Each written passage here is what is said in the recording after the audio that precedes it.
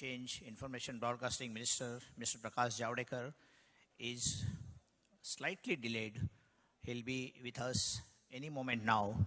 I will once again request all of the delegates to please take their seats. We are about to start our proceedings for this high-level segment, and we request all the delegates, the stakeholders, and participants in this session to take their seats. Thank you.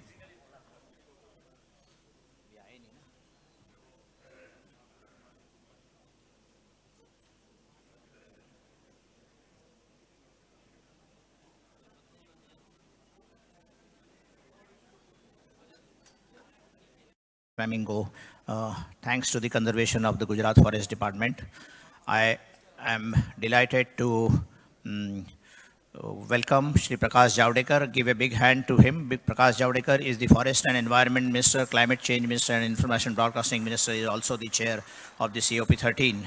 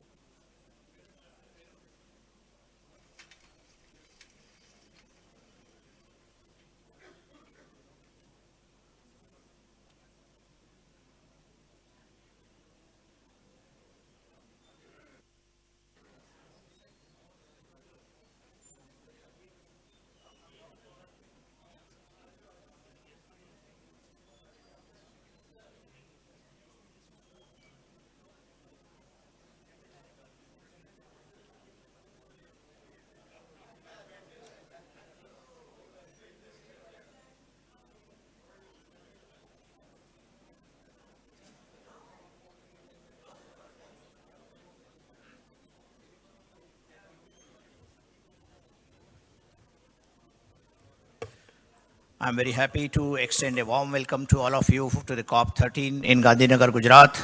And this is the first time that India is hosting the Migratory Species COP in India, and we are very thrilled to see the large participation from different parts of the world to this COP in Gandhinagar. And as I am about to begin the session, I am seeing large number of delegates coming into the hall. I would request them to quickly take their seats so that we can start our session. May I also request the ministers coming from the state government to come and take their seats. There are a number of state ministers of forest and environment who are participating in this session. Thank you.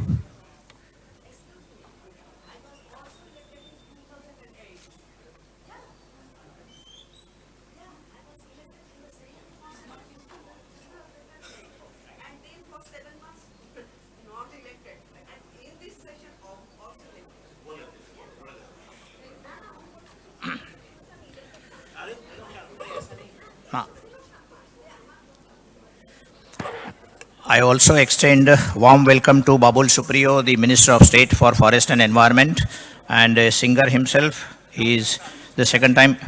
Yes.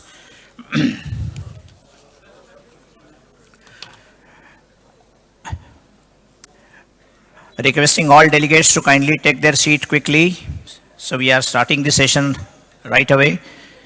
All the delegates who have come from different states, also from Indian states, so please take their seat so that I can start the session immediately. Namaskar. Good afternoon to everybody. I'm Abhilash Khandekar. I'm a journalist, writer, and environment campaigner, and I'll be host of this event.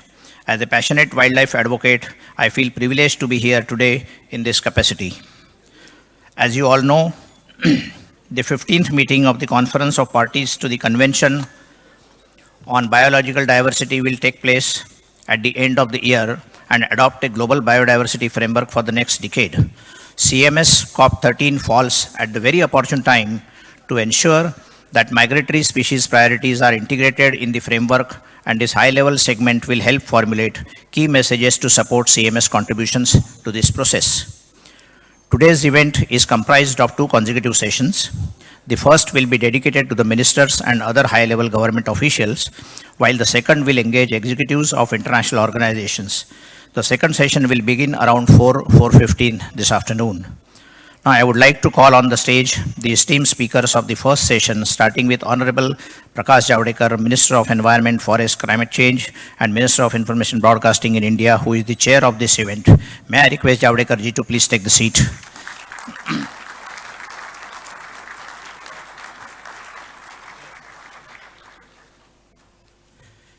May I have now the honor to invite other participants, Honorable Tomislav Krosik, Minister for Environment and Energy from Croatia, Honorable Rotvin, Minister for Climate and Environment from Norway, Honorable Begum Habibun Nahar, Deputy Minister, Environment, Forest, Climate Change of Bangladesh, Honorable Chi Sam Ang, Undersecretary, State Ministry of Environment of Cambodia, Honorable Babul Supriyo, Minister of State for Environment, Forest, Climate Change in the Union Council of Ministers in India, Mr. Jochen Plasbar, the State Secretary at the Ministry of Environment, Nature Conservation and Nuclear Safety of Germany, Ms. Kumari Veer Sekara, State Secretary to the State Ministry of Wildlife Resources, Sri Lanka, Jan Verling, Ambassador for Environment Forest Affairs, Department of France, and Dr. Muhammad Ali, Vice President of the Saudi Wildlife Authority of Saudi Arabia. Thank you, sir.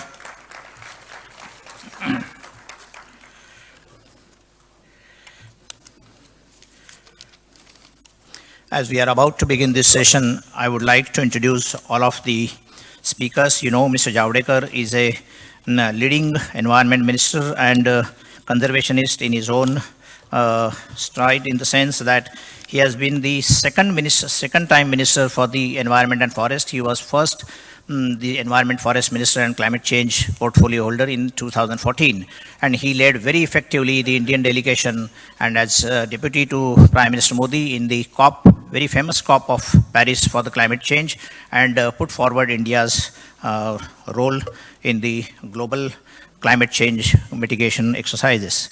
I welcome Javadekar Sahab here. Javadekar Sahab is also, as you may not be knowing, that Javadekar was, when he was the member of Rajya Sabha from Madhya Pradesh, he had donated not from the ministry but from his own ministry, this members MP LED fund, rupees 25 lakh for a bird habitat protection in Indore. So let us give a big hand to the minister. It was his rare gesture from not from the ministry's funds, but from his own ministerial, that is member of parliament's local area. Normally the ministers spend money on bridges and culverts and other areas, but here is a minister who spent 25 lakh from the MP's fund for the conservation of a bird habitat in Indore called Sirpur Lake. So give a big hand to Mr. Javadekar. As you know, the other participants are also ministers and high-level executives from different areas. I would announce Mr. Minister for Environment Tomislav Krokik. He is Croatian politician and currently the Minister of Environment and Energy in the government of Andrej Pelikovic. He serves as Minister of Environment and Energy since June 2017. He has previously held the post of Minister for Labour and pension system October 2016 to 17 and a member of the Croatian Parliament 8th Assembly 2016. Besides, he also works as assistant professor in the Department of Finance, Faculty of Economics and Business of the University of Zagreb, if I am able to pronounce it rightly. Our third panelist is Mr. Sjøving Rotevatn, Minister for Climate and Environment.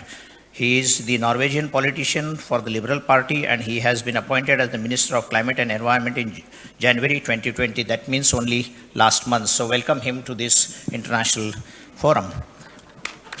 He has served as a State Secretary at the same department from 2018 to 2020 under the Minister Ola Elisven.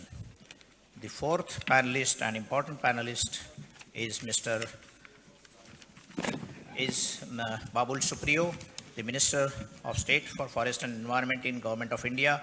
Babul Supriyo is an Indian politician, and also, I would like to share with you that he is a very famous playback singer, and he comes from the West Bengal state of India and is a live performer, television host and a musician, besides being a politician in his own right.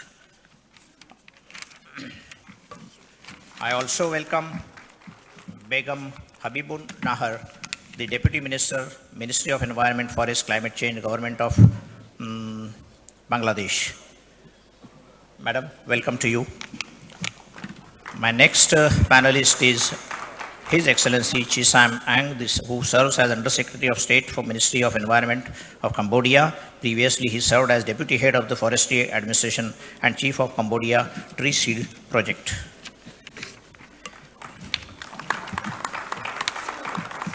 I am very happy to welcome Jochen Flassberth. He was appointed as the State Secretary, Federal Ministry of Environment, Nature Conservation, Building and Nuclear Safety in 2013. He comes from Germany, and he has held a number of important positions as Director General of Nature Conservation and Sustainable Use of Natural Resources at the Federal Ministry of Environment, Nature Conservation and Nuclear Safety. I also welcome Sri Lanka's State Secretary to the Ministry of Environment and Wildlife, Kumari Veersekara. She serves as Secretary to the State Ministry of Environment and Wildlife. And Mr. Jan Verling, he was appointed as the President of Mercon as Ambassador for the Environment Department in December 2018 in France. Jan Verling became the Environment with the Minister and also involved in very early in the field of nature protection. He is a specialist in wild fauna. He joined the environment movement, France Nature and Environment in 1988, and is the following year he joined the Greens. So thank you very much. I would like to proceed ahead now. May I now request the chair of this session, Shri Prakash Javadekar ji, to give his opening remarks for the session, and I would request him to be very specific about his involvement and also about the CMS COP, which begins here tomorrow. So may I request Javadekar ji to please open the session with your remarks. Welcome everybody, because this is an exciting place, an exciting event of CMS. It's conservation of migratory species in wild, be it mammals, be it aquatic, be it birds. As I said, it's an exciting world. Even to know about this world is itself enriching. And you are here, thinkers, researchers, activists, NGOs, and all others who can really contribute to better preservation, conservation, and protection. This is the theme of this conference. And I'm very happy to tell you this is the largest participation. Already 3,200 have registered themselves for this COP13. And I think tomorrow when the main session opens, it will be a full house and world is watching towards what we decide because it has a relevance for the future of mankind. If we preserve our nature, we will live peacefully and make progress. If we destroy our nature, nobody will pardon us. And therefore, preservation of nature as a whole and in Indian ethos, as I was telling Swing Rotevan, the Norwegian minister, that we worship animals, we worship trees, we worship all kinds of species because it has a symbiotic relationship with our existence. And therefore, this COP13 is a hugely important, and India is very happy to host it. And happy to host world's largest COP on CMS. Tomorrow, Indian Prime Minister Narendra Modi will inaugurate through video this conference. Today is the high-level segment. Tomorrow also many of you are here. But tomorrow various countries, delegations also will join in. And therefore, as I said, these birds, mammals, animals, and we have a lot of them. World's 70% tigers of wild are in India, nearly 3,000 tigers, 2,967. It's huge population. We have 30,000 Asian elephants. We have 500 plus lions. We have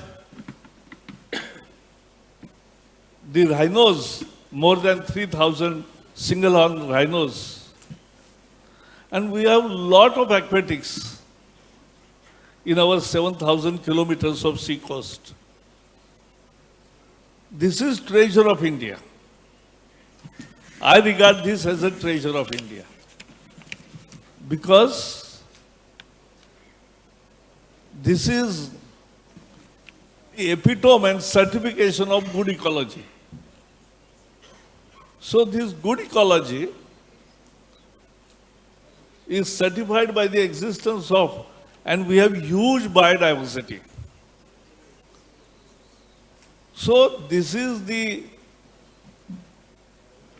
convention where more than 130 countries are participating.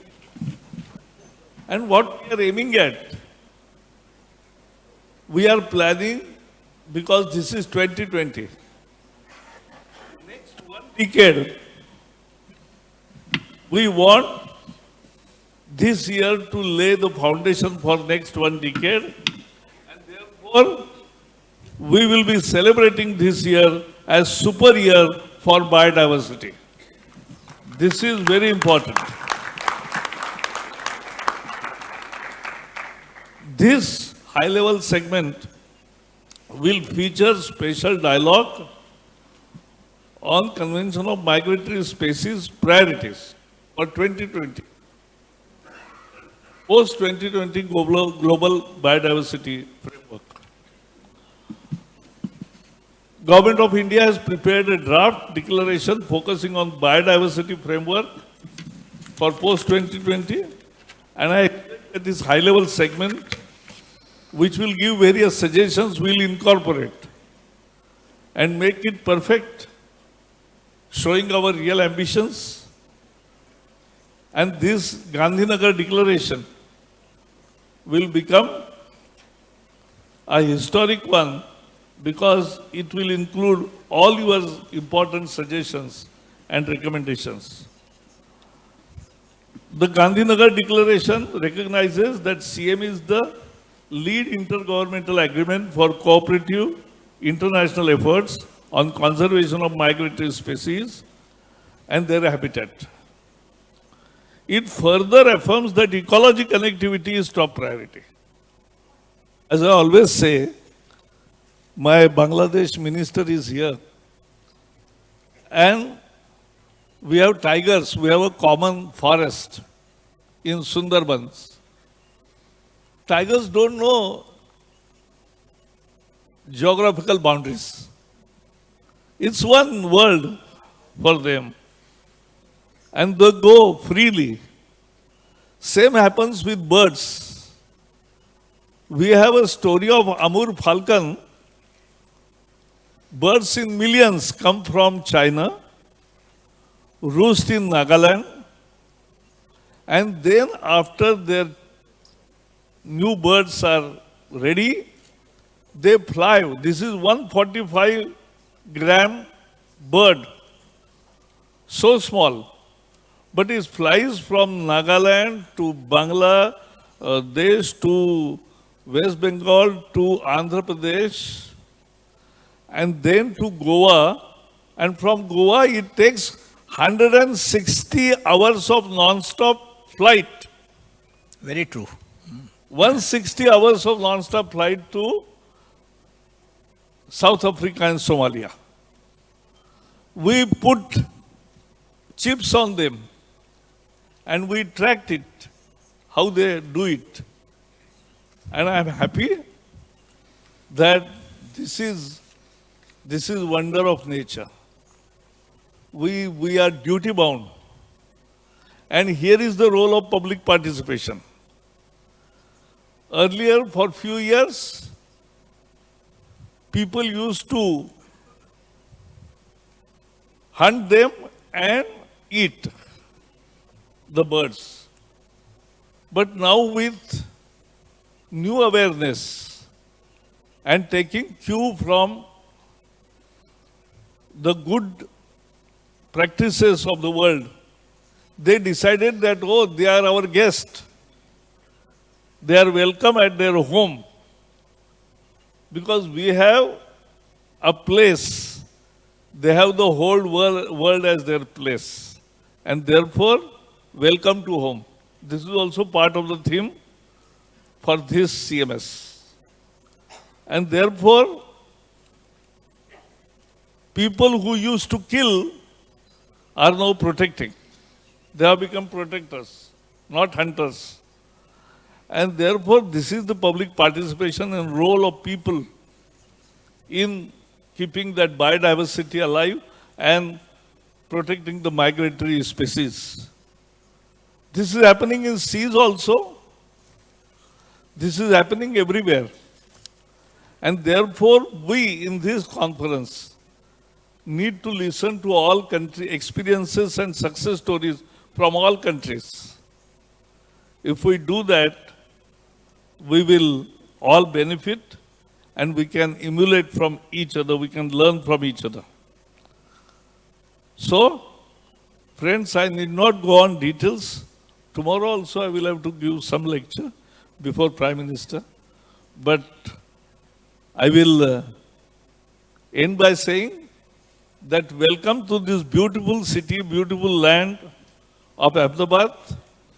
There our Prime Minister for 12 years as Chief Minister and has laid the foundation of good governance, which he now is spreading to the whole country. And therefore, welcome, stay here, enjoy and participate with full spirit. Your suggestions are welcome. Thank you. Thank you, Mr. Javadekar. Thank you. Whatever you said is indeed very important. The world is watching us. The world is watching how India is conserving its biodiversities and how India is conserving its migratory species and welcoming them to India. May I now request Amy Frankel, Executive Secretary of the Convention on Migratory Species, to join me on the stage. Ms. Frankel is a leading expert on biodiversity conservation and international environment law and policy. You just joined the Secretariat of the Convention on Migratory Species, bringing with you 25 years of experience. Tell us why this moment is important for biodiversity and migratory species. But before I invite her to the stage, let me say that Amy does not really need any introduction in this extended global family of conservationists. I am told that some of the migratory species of birds and mammals even know her personally well as their chief protector and advocate. Amy, please come and deliver your speech. Thank you.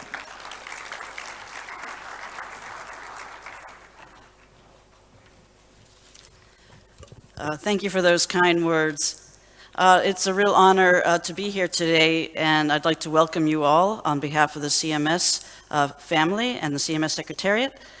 First, I would like to thank Minister Javadekar and the Government of India, as well as the Minister Babul Supriyo, for hosting this amazing COP13. I think it's fair to say that this surpasses any CMS COP that has been held to date, and we haven't even started yet.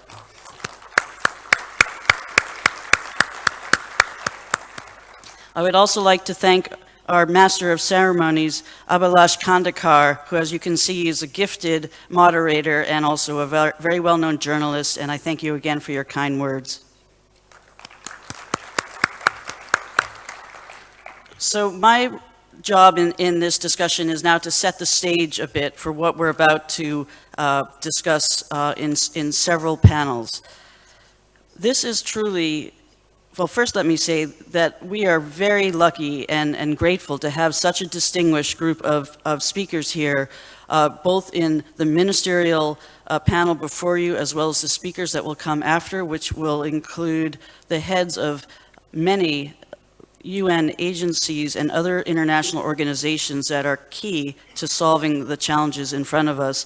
I also want to recognize the many VIPs, including the state ministers who are here joining us today, and we look forward to hearing your questions and comments after each panel.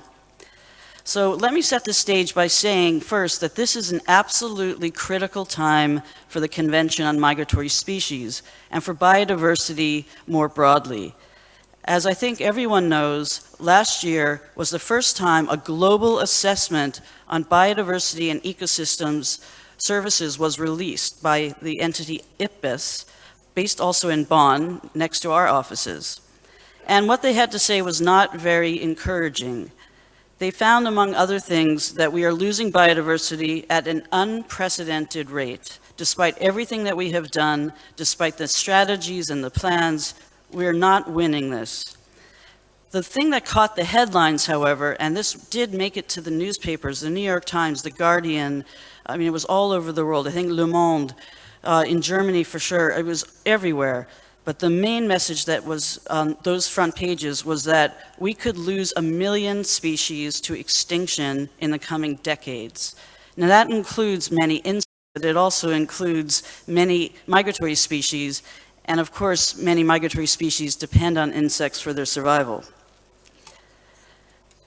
The IPBES report also found that the conservation status of migratory species and their habitats are worsening. And this has been confirmed by a report that our own Secretariat has prepared for this meeting and released at this COP, and we'll be discussing it as part of the COP agenda. But most of the species that are listed on Appendix 1 are declining. Their populations are declining. So clearly, we need to take a hard look at what we're doing and see what we can do to step up our action. Now, CMS has truly a unique role among all of the biodiversity and other multilateral environment agreements that we have to use to solve these environmental issues. It's the only global agreement who has a mandate to focus on migratory species and their habitats. And I believe it's time that we really move it to the next level, given the challenges that we've been told are facing our natural world. Now, as the minister noted, this COP is happening at an incredibly opportune moment, kicking off what's being called the super year for biodiversity. with a chance to help shape the next decade strategy for biodiversity, which is being called the post-2020 Global Biodiversity Framework. Luckily, the CMS has been at the table from the beginning. A working group was set up in 2018, which includes not only CMS parties, but also many international nonprofit groups and others. We have been organizing expert workshops to see how can we find a way to have the CMS priorities reflected in what comes out of this post-2020 process. This framework is important for the whole community because it sets up a strategy for 10 years. And it's also the same 10 years which are the final decade of the Sustainable Development Goals. So I also believe we have a real opportunity to align the actions that are needed for both migratory species, biodiversity more broadly, and of course the Sustainable Development Goals, which if you recall, the vision of the Sustainable Development Goals is that we can achieve biodiversity and other environmental needs while achieving development, while achieving social needs, while achieving economic needs. We can do it. There are wonderful examples in India and in all of the countries that are represented here. Because this will cover the whole decade, it is crucial that we get it right this time, and that the framework not only includes the right level of ambition, but also that priorities for addressing the needs of migratory species are strongly reflected in the final agreed framework. Now, those of you following this process closely know that a zero draft, which is the basis for negotiations, was released in January, just last month, and we've had a hard look at that and put our analysis, an initial analysis of that, into the COP documents.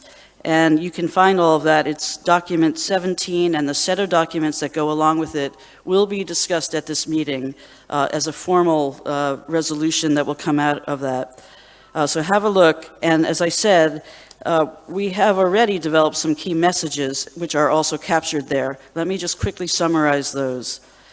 So some of the priorities that the CMS family has identified are first, that the concept of ecological connectivity be reflected in the post-2020 framework.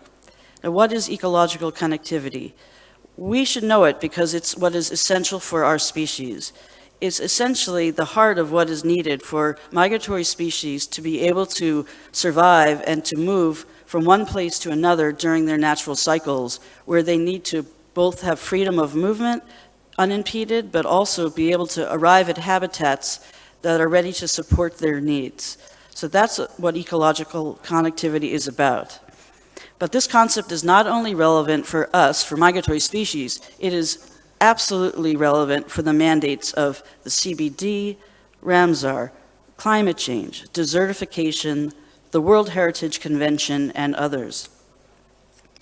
Now, an essential element of this concept is that countries must cooperate to achieve shared conservation goals. Again, that's at the heart of what we do in CMS. But the current strategic plan, which covers this decade that's ending this year, does not actually include any commitment that countries will work together to implement it.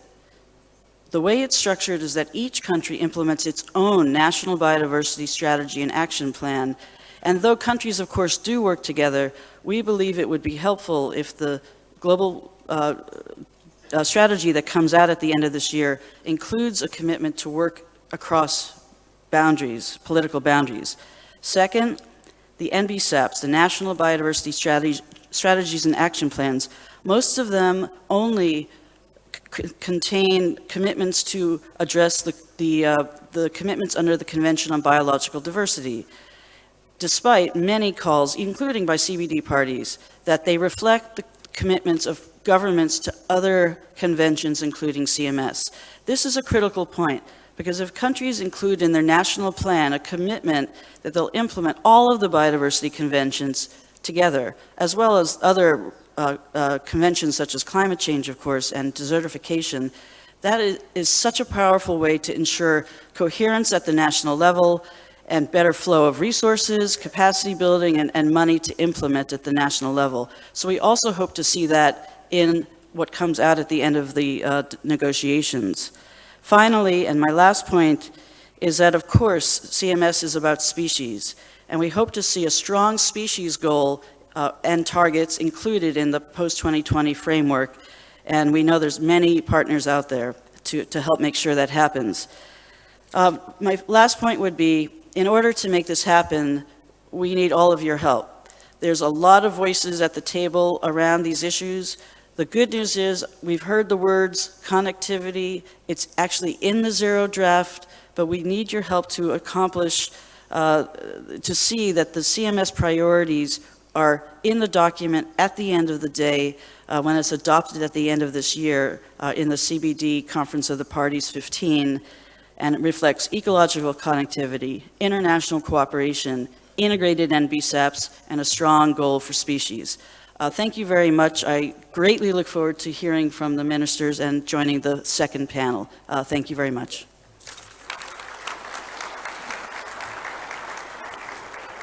Thank you, Amy, for that beautiful and thought-provoking presentation and setting the scene for these discussions.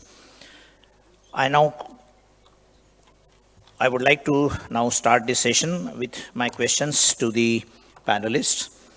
But before that, I would like to request all the speakers to please keep your interventions to the point, as we have a large panel and we would like to keep the discussion focused and also make it very interesting.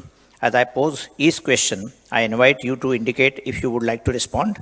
I encourage you not to make much lengthy statements, but rather focus on the question at hand and engage in an interactive discussion. As the chair of this session,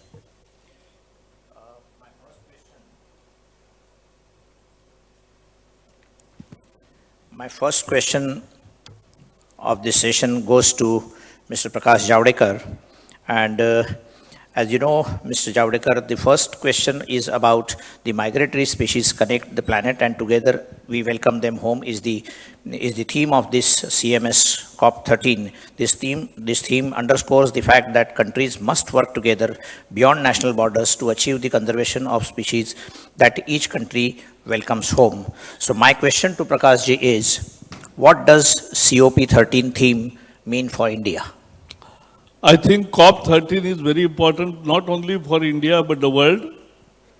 And as you said that migratory species migrate from one country to another country, they don't understand the political boundaries, but it's one world. And therefore, we must also assure that we must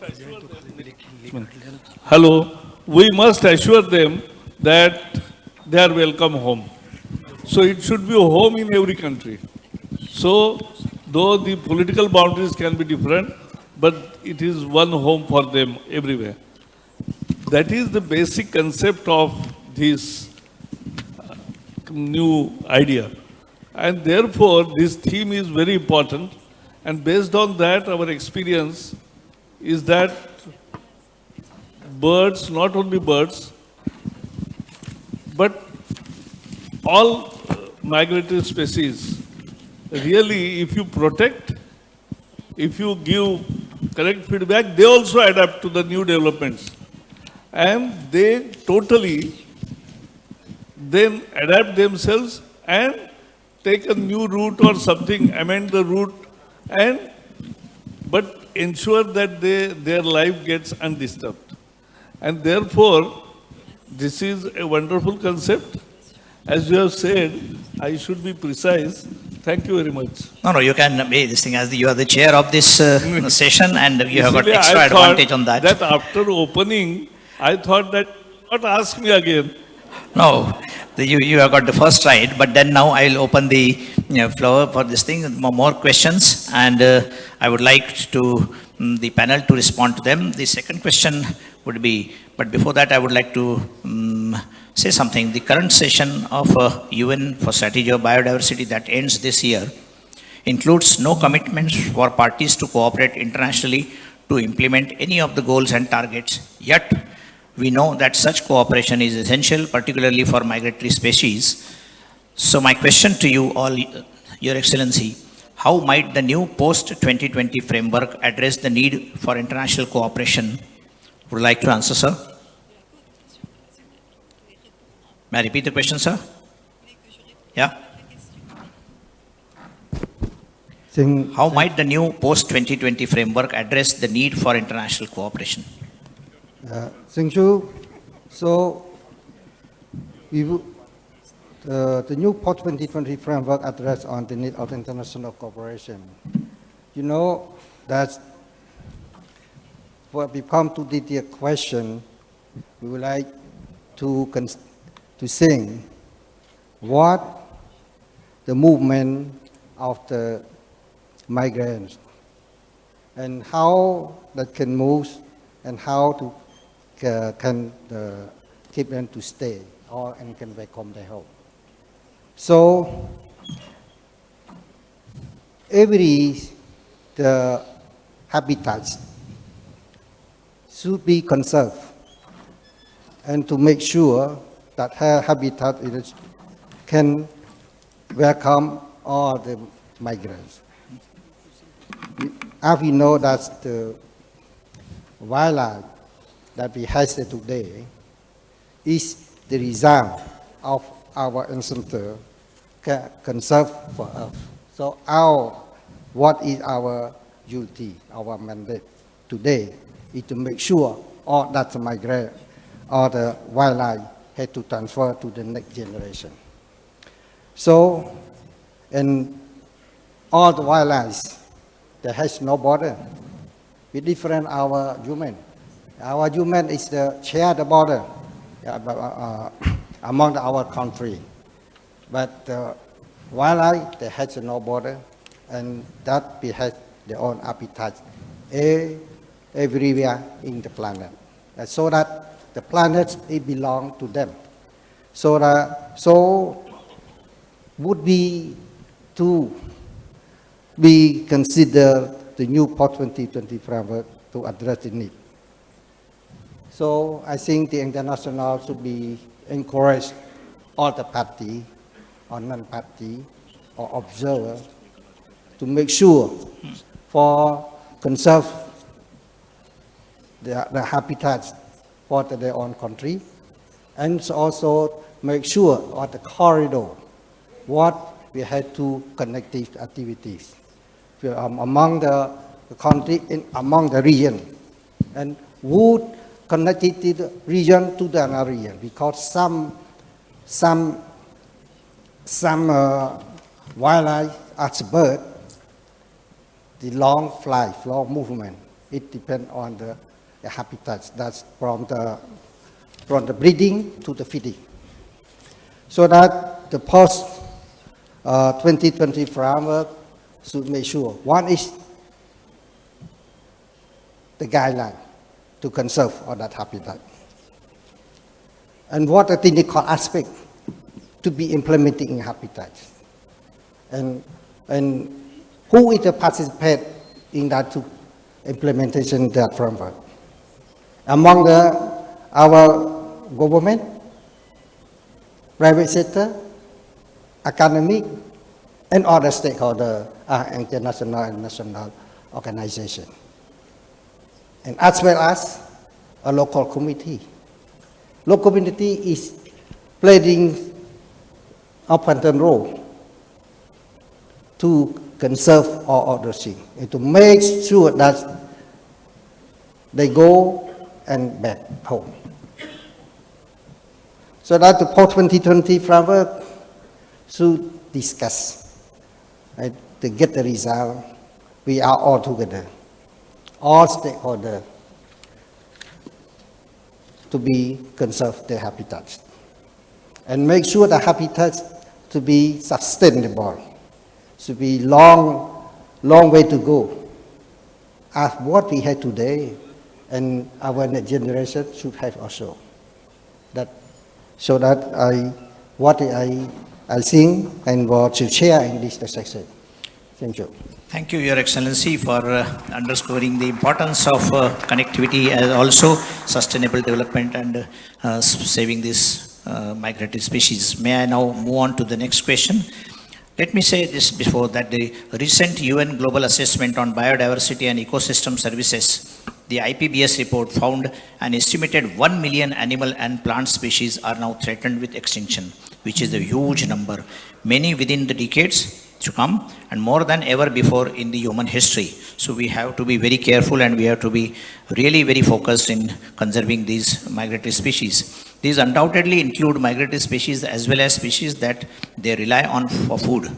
Yet the zero draft for the post-2020 global biodiversity framework does not include a dedicated species target for 2030. My question to you, Mr. Seving from Norway, what are you doing there? So the question is, what kind of actions and commitments are needed to reverse this trend, which is very disturbing trend, because 1 million animal and plant species are now threatened with extinction, particularly for migratory species. Should the post-2020 framework include a dedicated species target to address these declines? And what Norway can do for that? Well, thank you very much for your question, Mr. Moderator.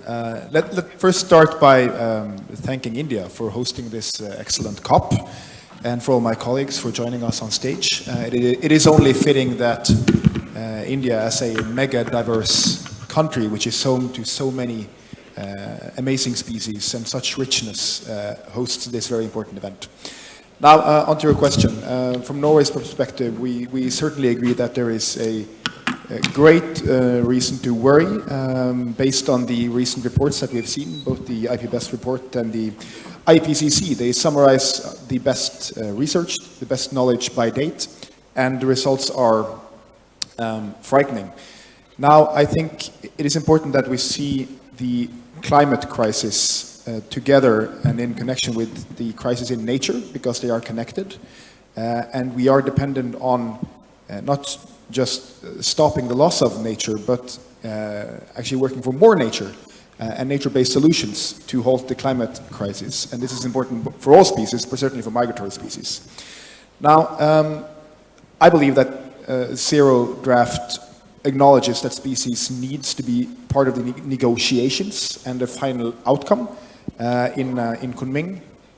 And I agree with you that there is probably a need for fine-tuning when it comes to the wording here. So I think that the CMS could play an important role and provide valuable input in this regard. And it is important that the CMS, with its mandate to conserve migratory species, develop its own strategy to address these challenges. So this might include more innovative use of resources. It might include stronger international commitments. So during this COP, the CMS proposes to produce an analysis of the status and needs of migratory species, starting with the most threatened ones. That's a good beginning, I think. And looking at the framework more broadly, I think we need to shift the focus to an ecosystem-based approach. Because the ecosystem approach needs to be mainstreamed in all sectors, and this entails a cross-government efforts. So it's certainly, to answer your question, important to look into this in more detail. There is need for some fine-tuning going into the important summit in China, and I think this could be a good beginning to that process. Thank you. But this question is so important that the decline is there across the continents. So I would like also the other speakers also to respond to this query. What kind of actions and commitments are needed to reverse this trend? So, Your Excellency, would you like to make an intervention to what the Minister from Norway has said? Yes, Mr. Supio.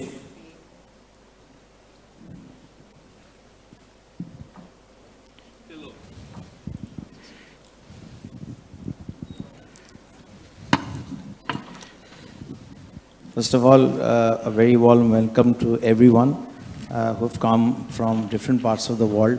In many ways, more than one.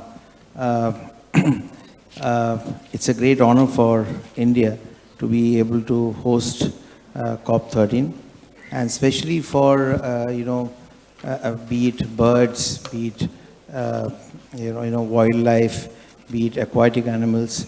I think it's a great thing that so many of us human beings, we come together to save and to think about those species who cannot really talk about their own problems. So they are going to be very happy to know that we are not only talking about them, but also discussing how we can make the world better for them.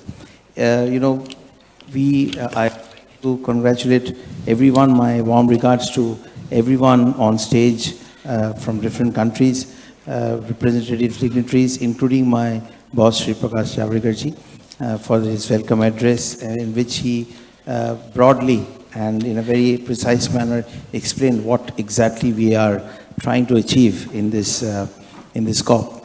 Most of us are, ministers, most of us delegates from different parts of the country, world who have come. Most of them are government employees looking at different departments. And in many ways, we are also migrating species because we move from one department to the other. Today I am the forest minister with sir. Tomorrow I could be the petroleum. I could be in petroleum. Today you are the finance minister. Tomorrow you could be the minister for railways. So we are all migrating species. Once we move from one department to the other, we want that. So let us add new migratory species of politicians to the migratory this thing. It's very, a joke is a very serious thing, as said by Charlie Chaplin. So, I would like to remind everyone that we are all, in a way, we are migratory in our own way, and we migrate from one department to the other, also in life. And when we go to a new place and the journey itself, not only should the journey be the transition from one to the other be smooth, but also the place that we are going should also be welcoming. It should make us, comfortable. And I think that is exactly what we are looking at. There's a lot of important data stuff, acronyms and all of that everyone is talking about. But I needed to put a few things in the simplest terms. And I think it's a great opportunity for all of us. And it's a great endeavor by India.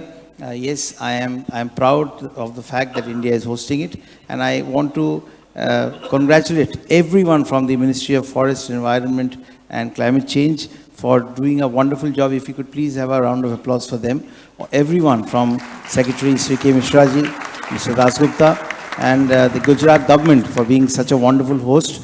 And the migratory species, the wildlife, the birds and everyone, they're also going to be very happy to know that every food that was served in lunch was all vegetarian. So that in a way is also a great message given out. So I hope all of you have a great stay. We have some great interactive sessions. There are going to be strong bilateral discussions where serious problems. But before you go ahead, Mr. Supriyo, I would like to ask you a question because you are sitting next to the Bangladesh minister. So the connectivity is also very strong and you come from the same region. So I would like to ask about the Sundarban connectivity of the tigers.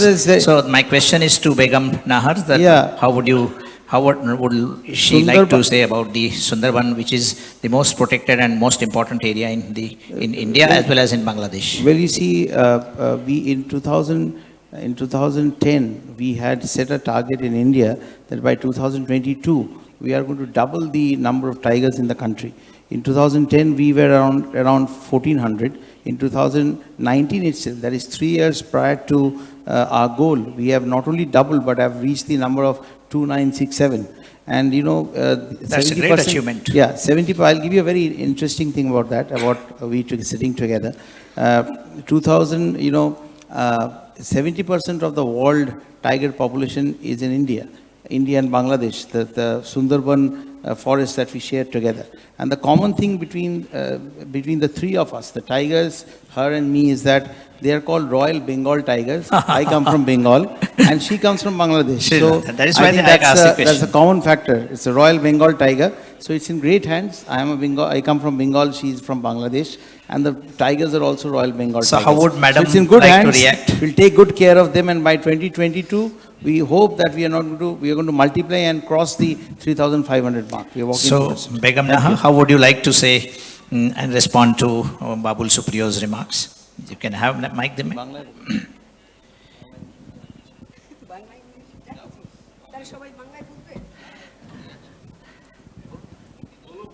बोलो, बोल सकते हैं आप, mic ले लीजिए पास में.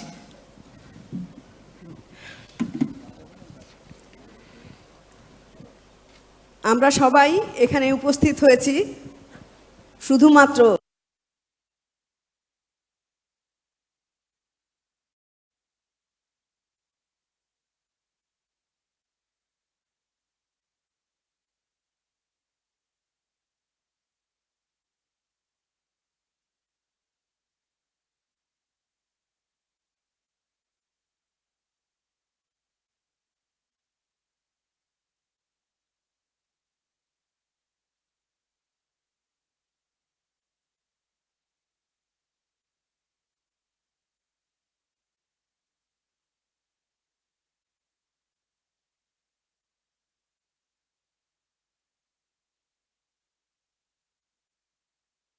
For human beings, it's very hard to move from one place to the other and adjust to the situations prevailing in that particular area.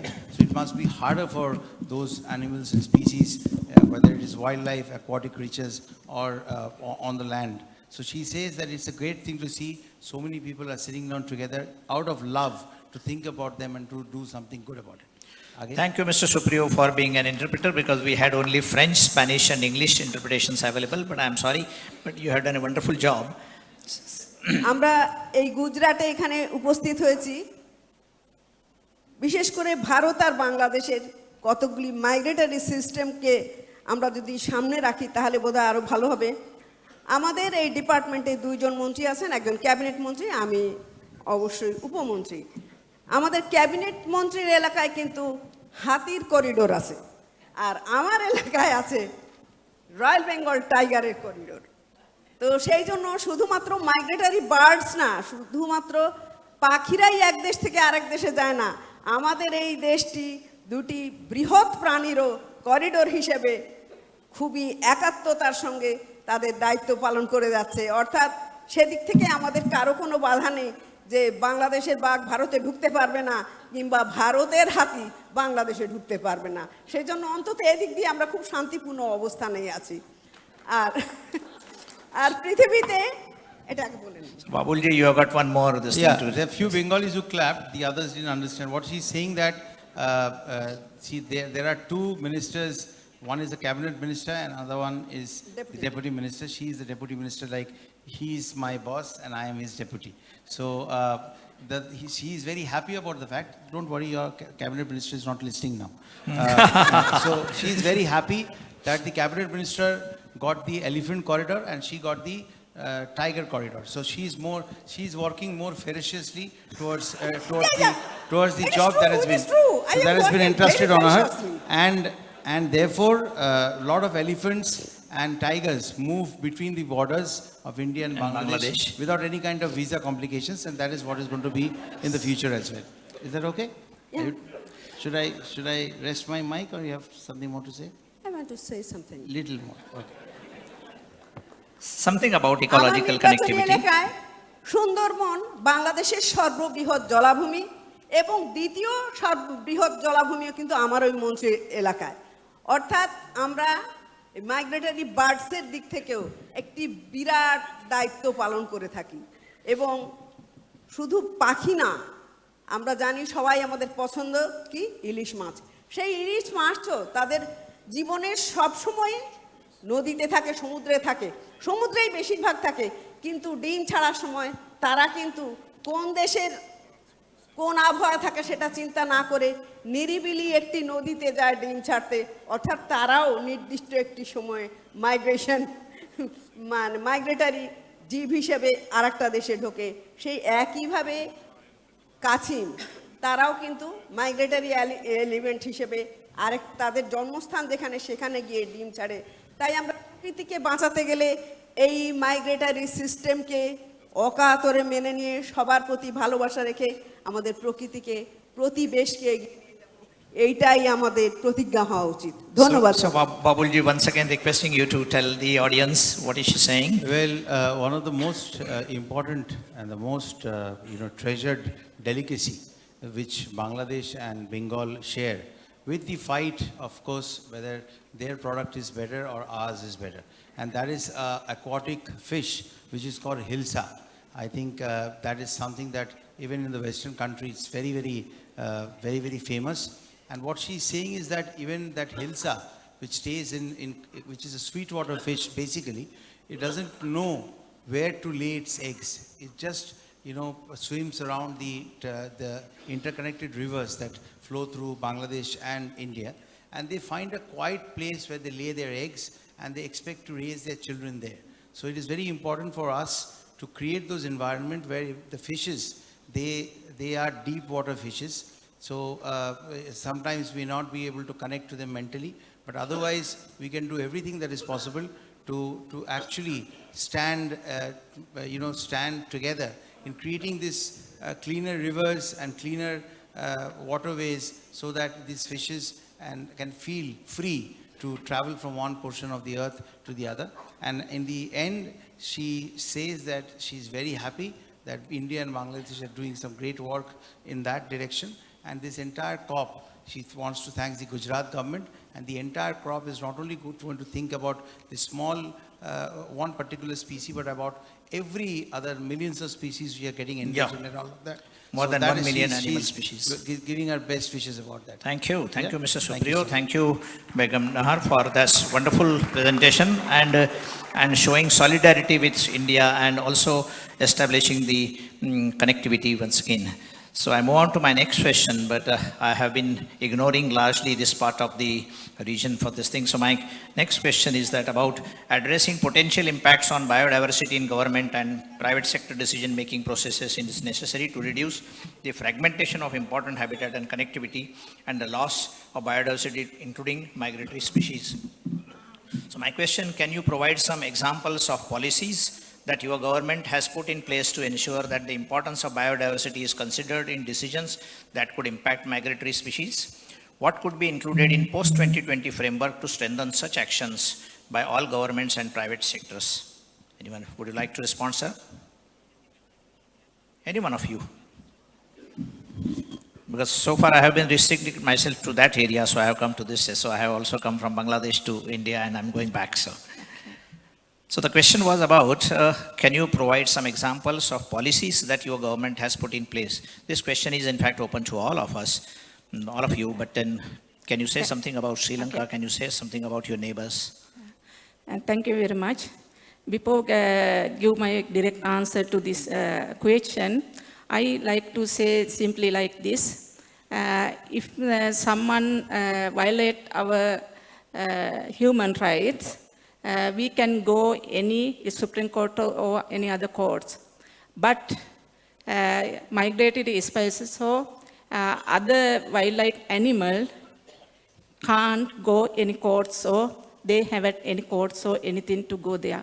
Because we have to protect our migratory species and other all animals. In this case, actually, I am newly come in this post. I know, madam. So I give my answer to as a Sri Lankan answer.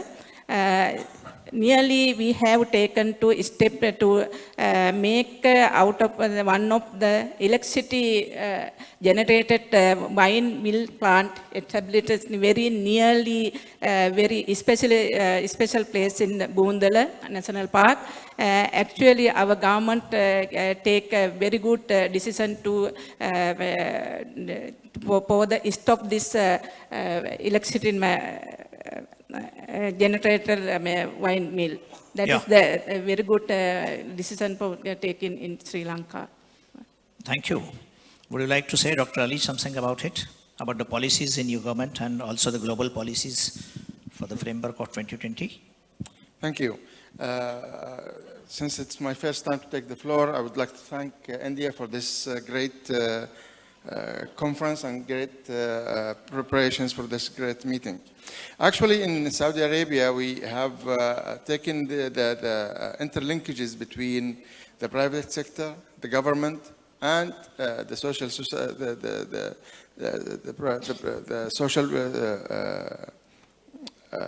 society as a comprehensive three-element governance system, and we have taken this into our environmental impact or environmental policy, which a strategy being approved by the Royal Court as a way forward to protect environment in all its elements, including the migratory species in our country.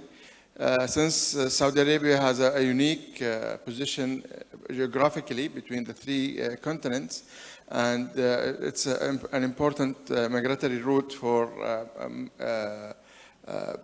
avian and marine species. So we take this as an important part in our policy making and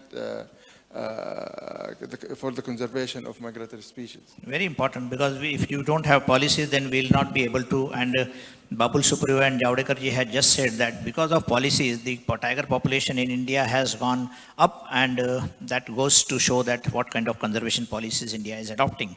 So my question again to you, sir, that would you like to say something about the policies that are required to protect the migratory species of animals? Yeah. Yes, thank you. And I know moderators dislike it, but allow me also to thank India, our good friend Prakash Javadekar. India has become a real hub for international negotiations. He hosted the CBD a couple of years ago in Hyderabad. Then we had the CCD COP last year, and now CMS. And answering to your question about the policies to be implemented, the simple truth is that we do not have appropriate policies implemented around the world. That's the reason why we are in this situation. As the minister said, we are in the super year for nature.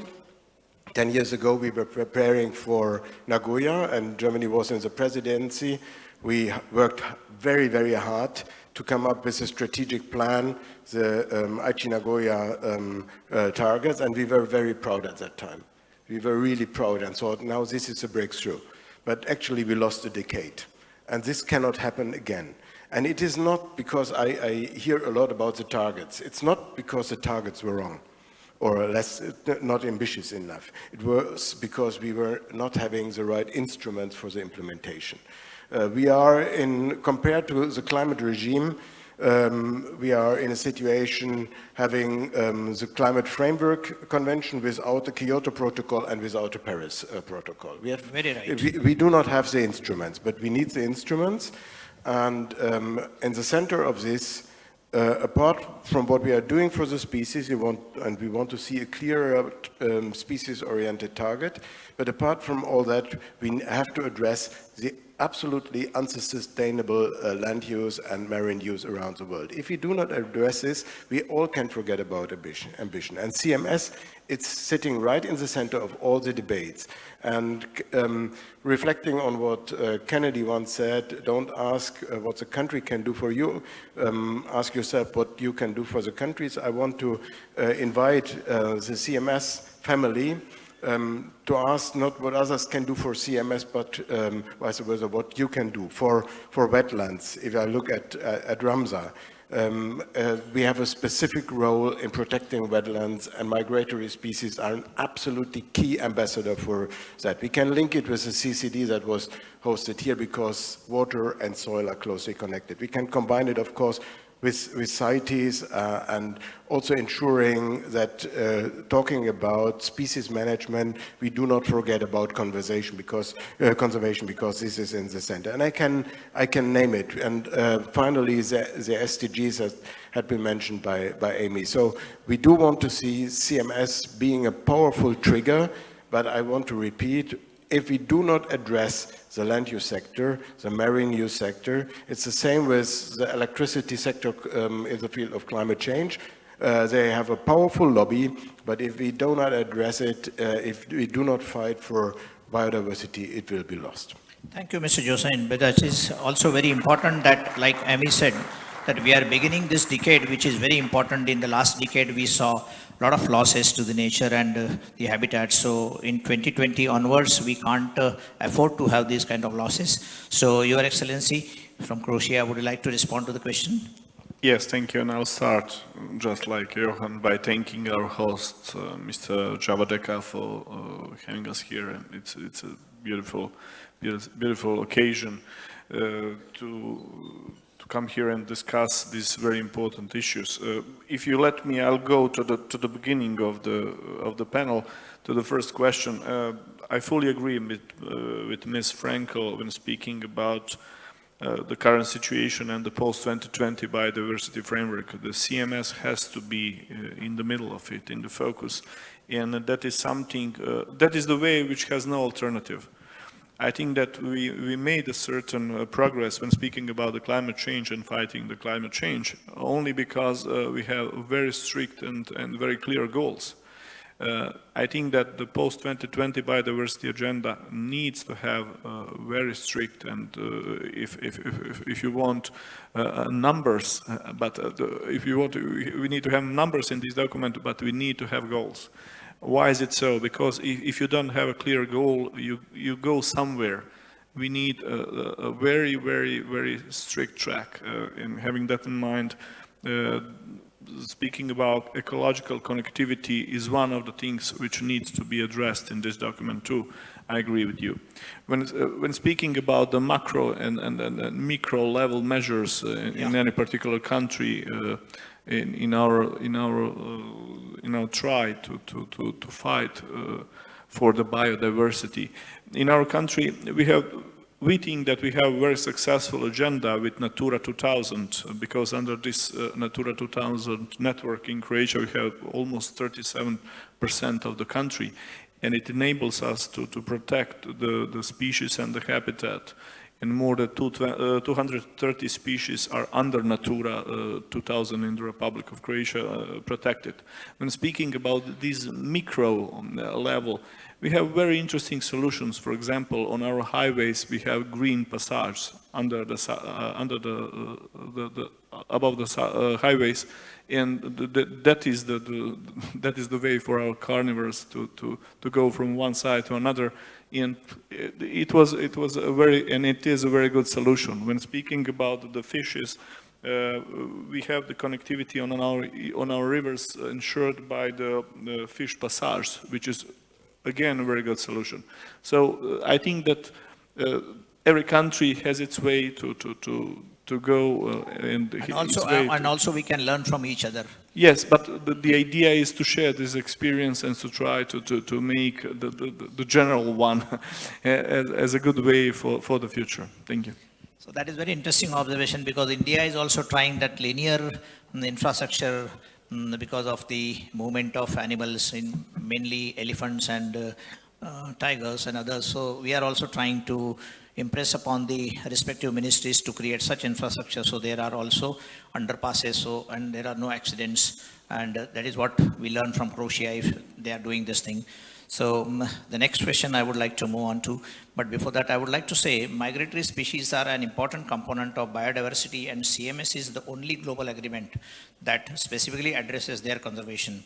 To ensure a coherent and effective implementation of the framework, it is necessary that the priorities and mandates of CMS and other biodiversity agreements are reflected, and that their role in implementing them is also recognized. So my question to the panel is, how can we ensure that the new biodiversity framework recognizes the mandates of CMS as well as other biodiversity agreements and their role in implementing them?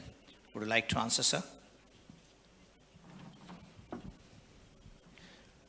Yes, it's about the mandates of CMS. Thank you, Mr. Moderator. Let's speak perhaps a little bit French, if I may. D'abord, excusez-moi, mais merci également. Je voudrais joindre mes remerciements au gouvernement de l'Inde pour l'accueil de cette COP CMS et saluer... Please press button 2 for French channel in your receiver.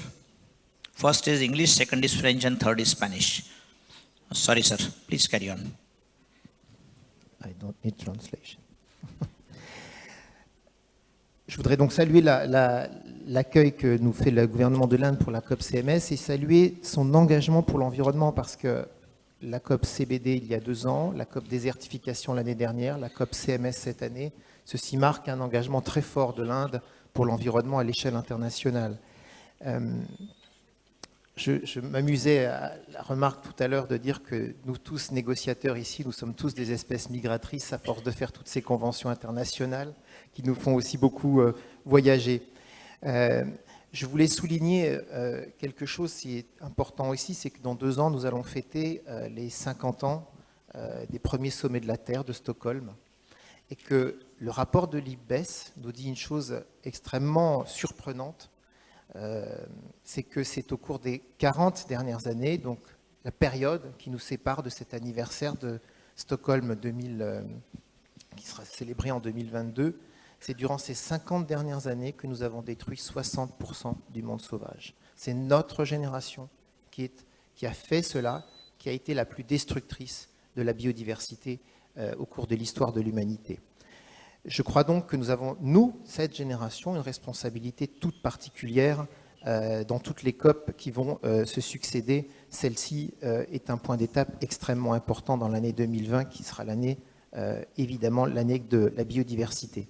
Vous avez posé une question sur la coopération internationale est-elle nécessaire? Elle l'est pour cette COP CMS, elle l'est pour toutes les COP environnementales. L'environnement n'a pas de frontières, les espèces migratrices n'ont pas de frontières, et nous avons évidemment besoin d'avoir une coopération internationale pour toutes les conventions environnementales qui sont devant nous. Je voudrais faire un lien particulier entre la COP CMS et la COP CBD qui va s'ouvrir dans quelques mois, en fin octobre. Pour moi, le lien, il est évident avec un des objectifs qui va être discuté, que la France soutient énormément, qui est cet objectif potentiel de préserver 30% de la planète en aires protégées, marines et terrestres. Mais si on réussit cet objectif, de 30% d'aires terrestres et marines, ce sera formidable. Mais n'oublions pas que, évidemment, pour que ces aires soient des écosystèmes préservés, il faudra qu'il y ait de la connectivité entre ces aires. Et donc le lien, pour moi, il est évident. Il est là. Il est entre le fait qu'il faudra porter ces 30% d'aires protégées marines et terrestres à la COP CBD et en même temps demander à ce qu'il y ait une connectivité très forte entre ces aires protégées, parce que c'est évidemment la clé de la sauvegarde de la biodiversité, notamment pour les espèces migratrices, mais pas que.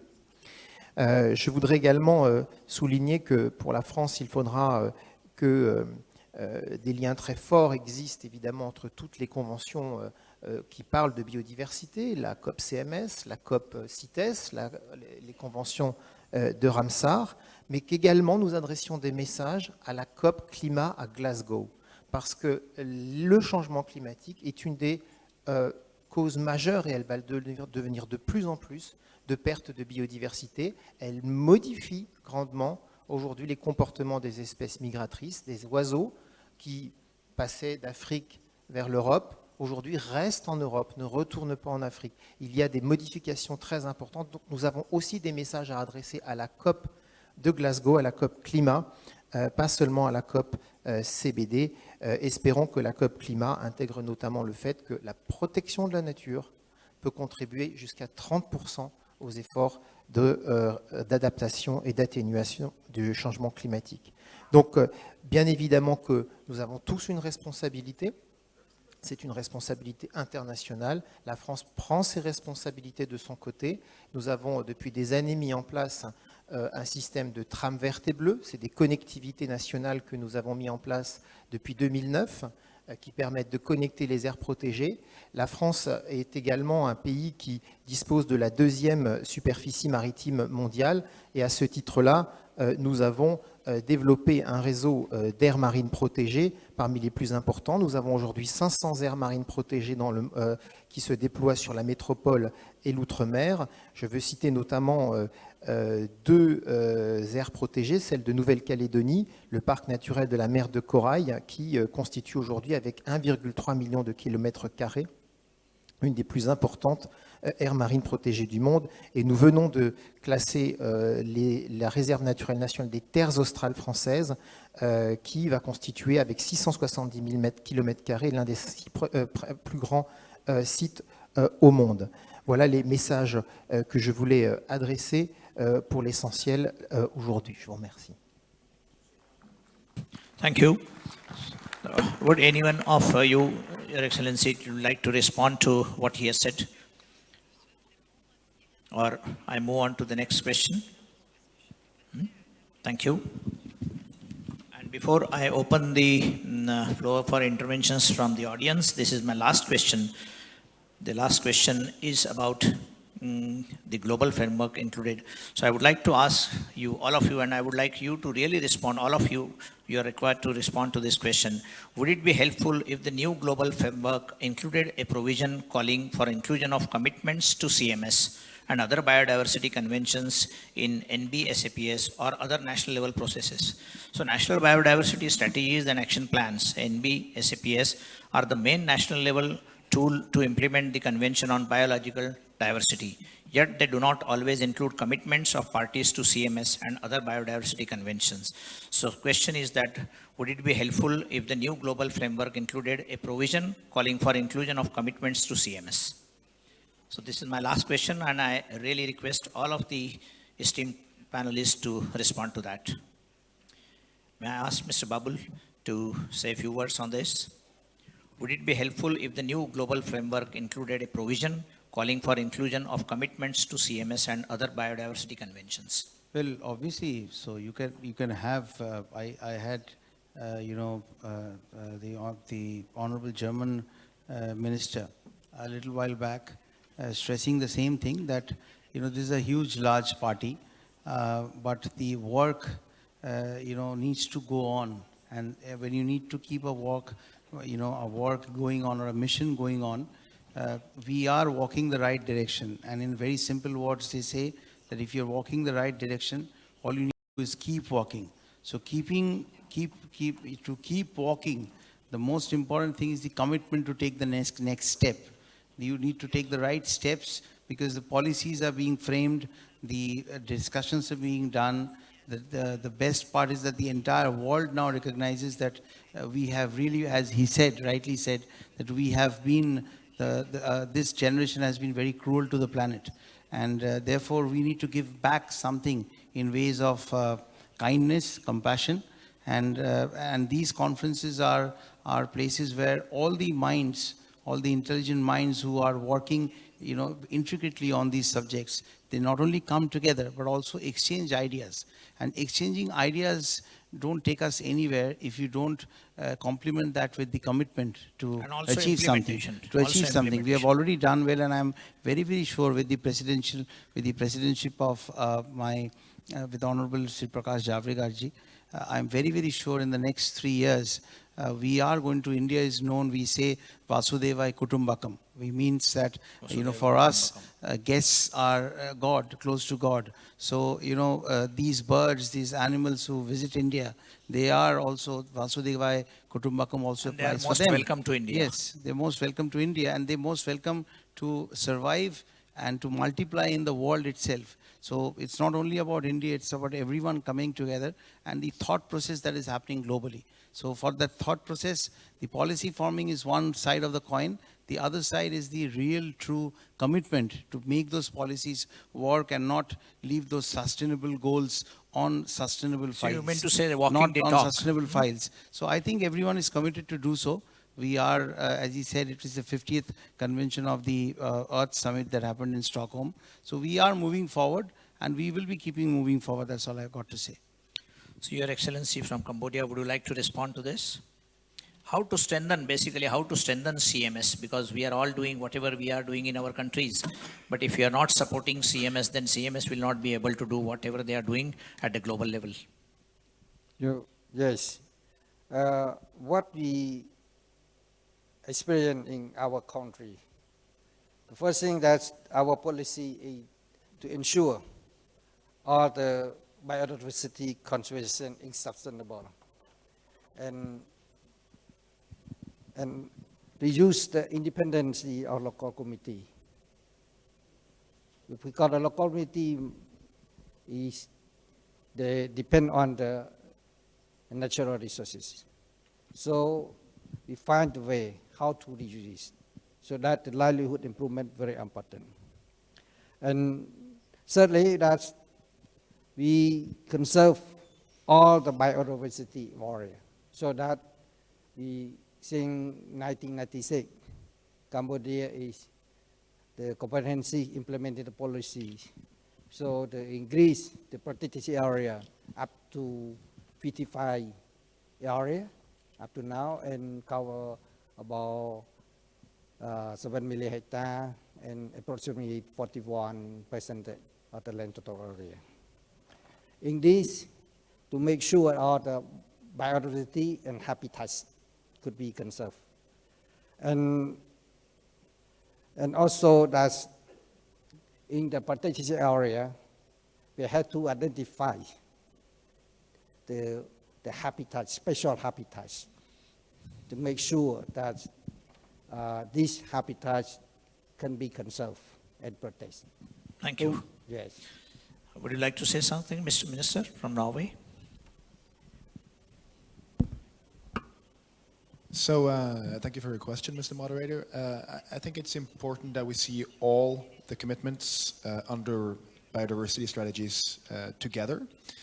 And now working on a new biodiversity framework, there is it's certainly true that the guidance we have for our national biodiversity strategies and action plans, they need to be updated. There's no doubt about that.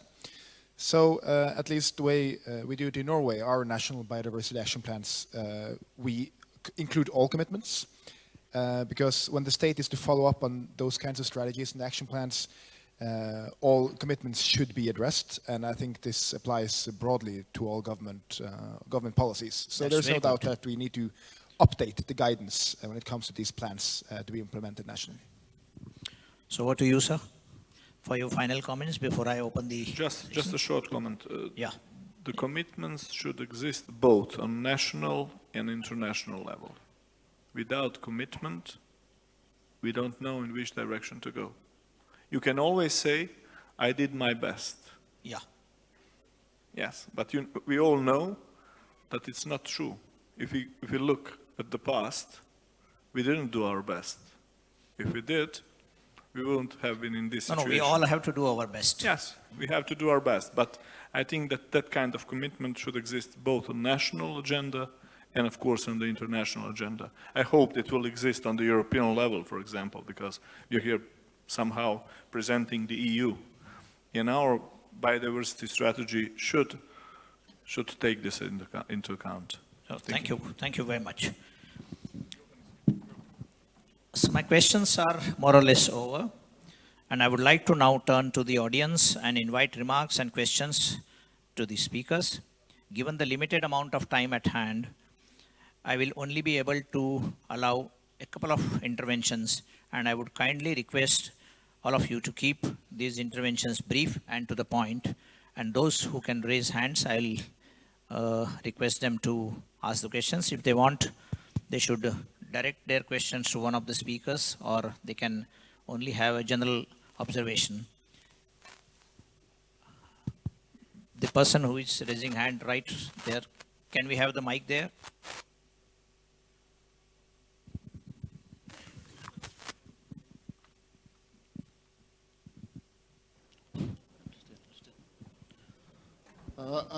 I am from Tripura. I am Minister of Forest. I would like to ask the CMS. Mr. Verma, I'll ask you later. Where is Tripura? Yeah, the Minister. I would like to ask the CMS whether there is any counting or there is any population census about the migratory bird from different country to country. Is there any census report? This question is directed to CMS. Yeah. I think the question should be directed to one of the panelists about what we have spoken just now. So if you could read after your question and ask about this thing to the panelists, any one of them would be happy to reply to you. Yeah. Can you identify yourself? You are from my question is, I'm from Tripura. Yeah. I'm the Minister of Forest. I just want to know the CMS, whether there is any census report of migratory bird species from country to country. Any census species were migrated from here to here, country to country. So can I ask Amy Population. to do this thing, to respond to this question, or we will take it later? Okay. Mr. Keshav Verma from Global Tiger Forum. So mic to Mr. Verma.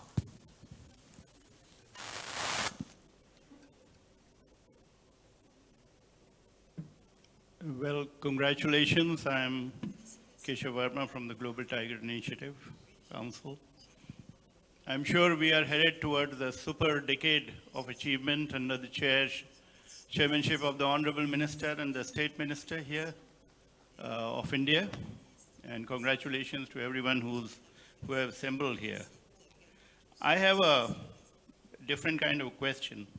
You know, the World Economic Forum that took place at Davos, ahead of the 50th annual meeting, the World Economic Forum, in its Nature Risk Rising report, said businesses are more than dependent on nature, with an estimated exposure of 44 trillion, or half of the world gross domestic product. 13 trillion is the value of economic value generated by industries which are highly dependent on nature. 31 trillion is the economic value generated by industries which are moderately dependent on nature. And they are the three largest industries dependent on nature are construction, 4 trillion, agriculture, 2.5 trillion, and food and beverages, 1.4 trillion. My question is that if, and this question relates to both to growth as well as to sustainability, that if we are going to have a situation in which 50% of the world global product is based on nature, what are we doing to really improve the policy content in terms of industrial investments and incentives so that there is a perfect equilibrium between growth and environmental sustainability? I think I would request, this is not just a question addressed to our own honorable ministers, but to others, because industry plays an important role. And industry, if it is not acting in a self-disciplined manner, can actually really come in the way of the corridors and all kind of sustainable habitats. So what is it that we are trying to draw out of industries? Because there should be more industry present in such conventions, and what are they going to do? And what is the policies that the honorable ministers have in trying to create that sustainability? Thank you very much. So, who would like to reply and respond to this question? Please. Because Mr. Verma did not ask this question to a specific panelist. Yes, if I can refer to this question, I can talk to you about the experience which we now have in the European Union. Launching the Green Deal at the beginning of December, 10th or 11th December last year, we made the space for this new paradigm in functioning of the economy. How is it so? I think that the Commission set a very, very good platform to change the paradigm and to take into account the most important things like biodiversity, climate change, sustainable growth, and all other aspects which we need to have account if we want to fight these threats we are faced with. So that is, from our point of view in Croatia, that is a good way, from farm to fork, like, and the other agendas. We are waiting for the new biodiversity framework. So these are the ways, these are the platforms for going on a healthy way, let's say that way. I'm not sure that in this moment the whole world is ready for that. And it's always about money. My economy minister said that very often. It's always about money. Why? Because it costs, it takes some money. What we try to do in Europe is to finance this transformation by just transition mechanism. That is the idea. Probably the same or similar mechanism is needed on a global level in order to go this sustainable way. It is not going to be easy, but from my personal point of view, this way has no alternative. What is the alternative? To die, nothing else. So we have to go that way. So I think, Mr. Tomislav, you are the right person to answer this question because you are also holding the energy portfolio in your country. So what happens when an energy project comes and when you are required to protect the environment? Yeah, it's a conflict of interest in one person, because from 8 a.m. till noon, I am the Minister of Energy, and then from noon till 4 or 5 p.m., I'm the Minister of Environment. But I have to admit, at the very beginning, I was thinking that it won't be possible, but I think that having these both parts of the ministry, these both sectors under one ministry is a good thing. Why? Because if you come across a problem, an issue, you can solve it inside one ministry, which is good, you know. If you have two ministers fighting for their sectors, for energy and for the envy, it's going to be a bigger problem, believe me. So when speaking about energy, I think this way we try to go in Europe, especially in Croatia. I have to say that, and that is the way of renewables is a good way, and it's totally sustainable, which I like the most. Yes, India is also adopting to green energy in a big way. Minister, I have a small request. You said that from the morning till about noon you are the power minister, and then from 12 o'clock till 4 you are the environment minister. I would say interchange that some days, be the environment minister in the morning, and then go to power. I think that will be a nice balance. Yeah, think about the environment first, then go to power. And the other days, think about the power first, and because you are powerful anyways. Thank you for this idea. I'll change that from Monday. From Monday. The next one. Thank you. Anyone else? Yes. Please identify yourself and direct your questions or your observations to any one of the panelists. Yeah, thank you. I'm Salam Rajesh, representing Manipur National Society. And my address is very specific to Honorable Environment Minister. Is India going for a specific policy for transboundary migration of species and stopping of illegal trade across transboundary? We have taken very big steps to control crimes. But as far as migratory species are concerned, I'll tell you how we found a solution. In Andhra Pradesh, Koleru Lake is a very good wetland we have. And in that wetland, birds come from Siberia. What was the issue? People were complaining, which used to stay alone and their livelihood depends upon that area. So when we went there, they were thinking these birds as enemy because they were stopping their progress. So we bring about a change in land norms to an extent where their livelihood continued and still birds had no ill effect or anything which will take away from them. So it was a win-win formula and it worked.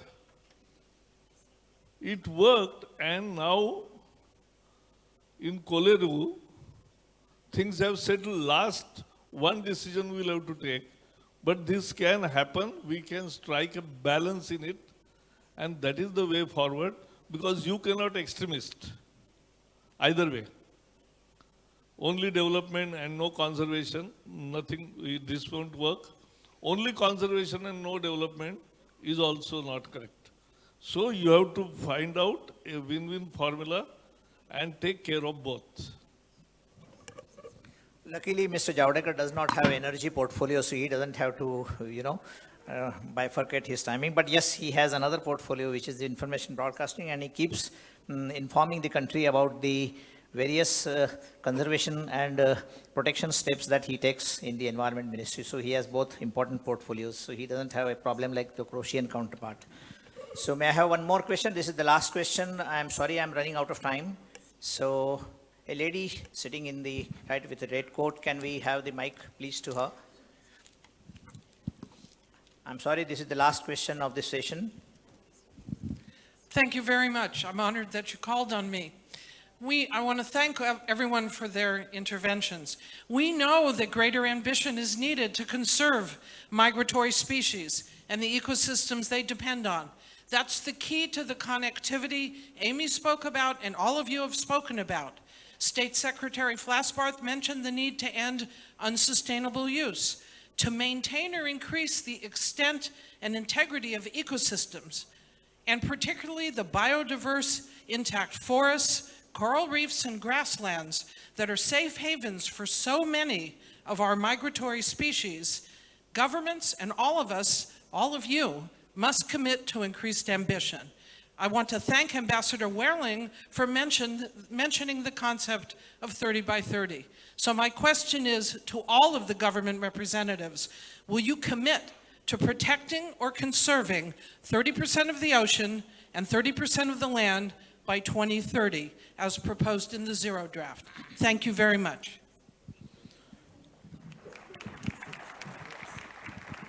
Please.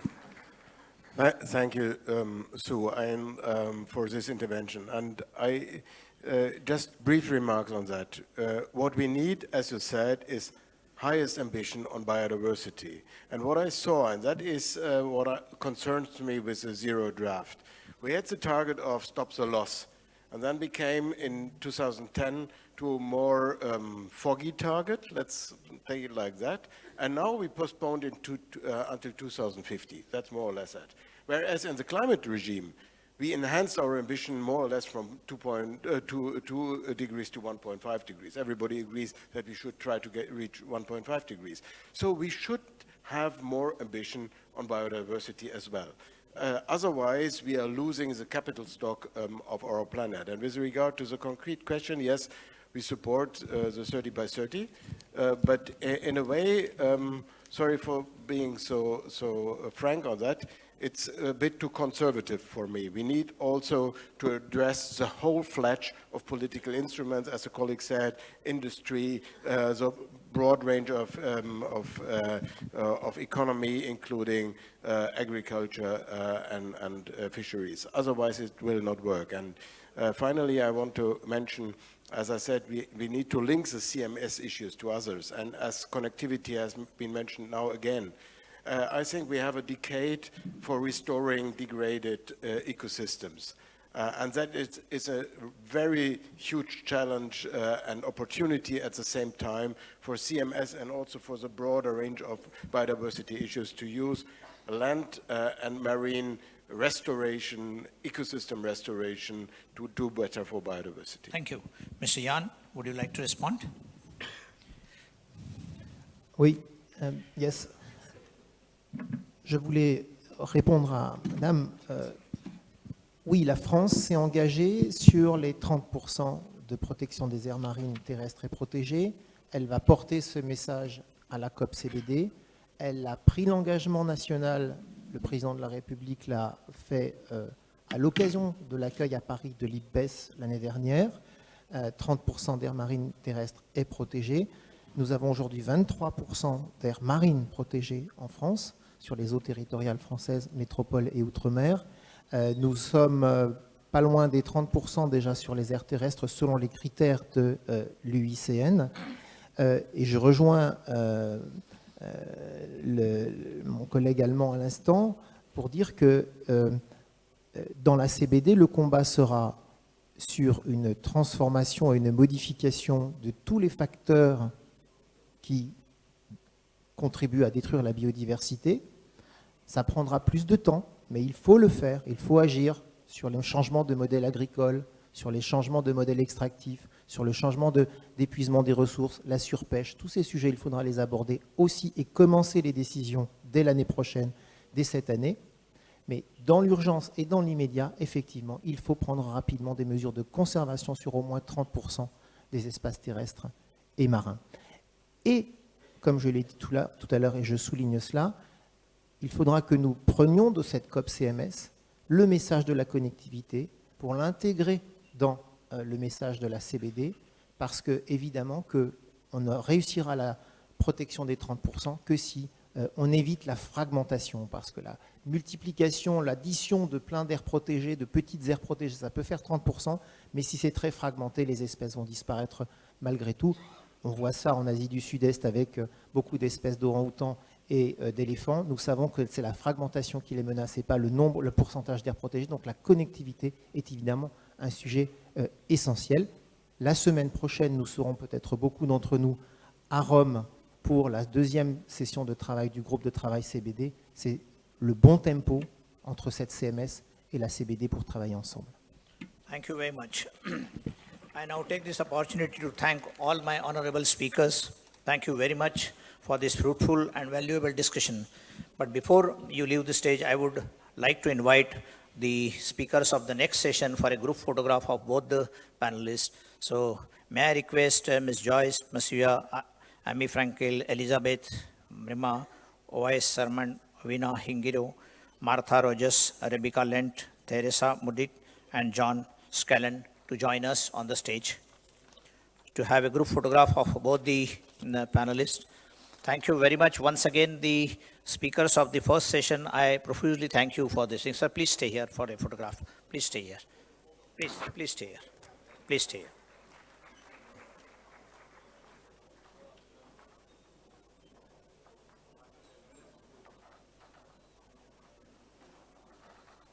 इनको photo के लिए